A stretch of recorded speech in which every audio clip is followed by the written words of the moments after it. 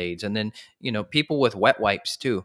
I've seen that as a common thing. Is that you really shouldn't need wet wipes. I mean, the goal is, I call it a ghost poop. You wipe your butt and there's nothing there. Maybe if you're using a bidet, it doesn't count. But like, really, it shouldn't be this huge process to get yourself clean. That's another problem that comes with these motility problems, is people just have bad consistency of their stool too. It should really be pretty much banana shape, size, consistency, pretty easy to get out. It shouldn't be this huge ordeal where you got to take your phone in there and you're on TikTok for 20 minutes. Like, if you have time to be on your phone while you're pooping, then it possibly is taking too long.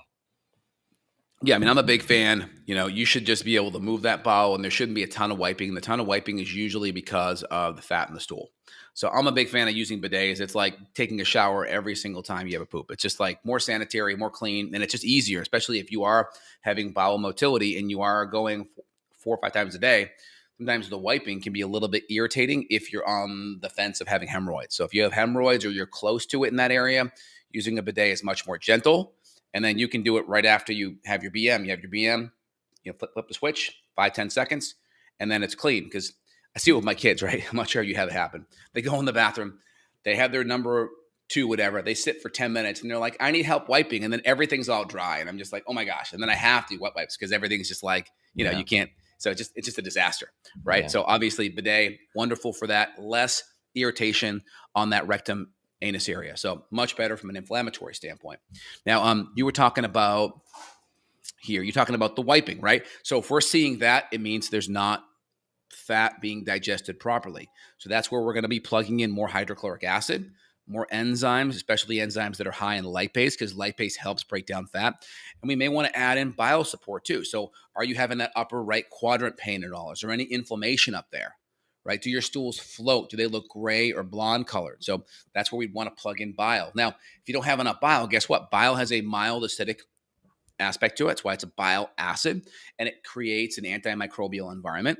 And you need hydrochloric acid to also create an antimicrobial environment. Hydrochloric acid will knock down bugs. That's why any natural cleaner recipe is usually citrus-based or vinegar-based, which is acidic, right? Citric acid or acetic acid. So it helps knock down bugs. So it activates your enzymes. Enzymes are all acidic based. So low pH activates your enzymes, also knocks down the microbes. So it starts the digestion going. It keeps your stomach a little bit cleaner, keeps your small intestine a little bit cleaner from a microbial standpoint. And then that acidity triggers the closing of that esophagus. So acid does not rise up. And that's part of the reason why you see low acid environments can actually trigger acid reflux, because it helps, one, close that esophageal sphincter, and it prevents the fermentation and rancidification of acids after the fact from those foods rotting in your stomach. Yeah. So if you had, let's say, burping, bloating, some sort of gastritis, that's going to be your term. Happened to my father-in-law a few weeks ago. So my wife's mom, she sends us a message. She's like, hey, your dad has this and this and that. And, I suggest back, okay, tell her this, tell her that. And then she's like, well, no, we're going to go get him checked out. I'm like, he doesn't need to be checked out. This is going to be a total waste of time. So she doesn't listen. She goes, she gets him a colonoscopy. Obviously, that's anesthesia, not good on the brain. Then he gets an endoscopy. Obviously not good, because you can get a HAI, hospital-acquired infection, so Pseudomonas and C. diff.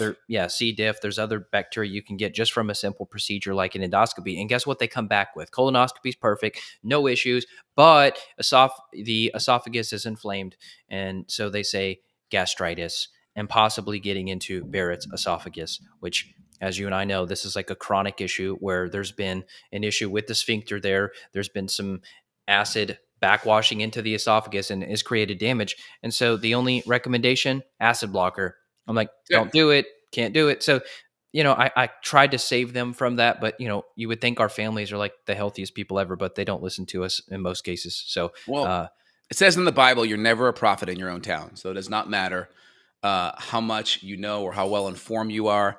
Once people see you as little Evan or little Justin, and then you grow up, they still see you as that person or that kid, right? And they don't have that same level of respect, right? Yeah. So the long story short, though, was There's probably been this chronic issue in someone's life listening or watching, and maybe you had that gastritis. So you do take that proton pump inhibitor. Now Yep. you've lowered the stomach acid. Now you see the issues like you're describing with the fat malabsorption or the fat digestion issues. And the cool thing is we can quantify this. So when we run your stool test, which if you're listening and you're going to work with us, we're going to want to run this stool test on you. It's far more advanced than what even your GI doctor at a hospital that's prestigious is going to look at. And we can actually measure steatocrit, and this is your fecal fat in the stool. So we can quantify it. So if you say, hey, look, I'm leaving a mark in the toilet, or it's really messy, or it's floating, well, we can look and go, oh, yeah, your steatocrit's 32%. That's a problem. We got to It's a fix big that. problem. So when you get numbers like that, it really helps us to guide into the correct place. And then let's talk about the gut bug piece too, because pretty much 99 out of 100 people with some level of digestive issues, we're going to see something. It's going to be bacteria, yeast, fungus, parasites, worms, etc. I want to just back up just one sec. So the first piece is, are you breaking down your food adequately? We talked about fat digestion, carbohydrate digestion, protein digestion. Are we breaking those foods down? We know we're having poor breakdown if we're excessively burping. Things aren't being broken down unless you're taking excessive water or carbonated water. That could be doing it too. And water will dilute your enzymes and your acids, because water's a pH of 7. Your stomach should be a pH of 2-ish. So that's going to raise the pH. So burping means indigestion in the stomach. Got to look at enzymes, acids, bile salts. That's one. Two is if you're having lots of flatulence in downstream, now you're having more farting and flatulence. Now we're having fermentation in the small intestine and colon. So now we know we're not breaking things down well downstream. And that's where the bacteria has a field day eating a lot of these microbes. And then they poop their own gases, whether it's hydrogen or methane. If it stinks, probably methane. Methane gases are notorious for causing constipation. They can throw off that whole migrating motor complex, MMM, which again, the vagus nerve and your healthy nervous system function plays an important role. That's why if you've beaten your adrenals up and you have adrenal issues and you have female hormone or male issues, the hormones have to play a role in healing, because they help with the vagus nerve and the parasympathetic response, which then helps that migrating motor complex. That's why meditation or doing any of these DNRS or Gupta programs that help get the brainstem calmed down can help.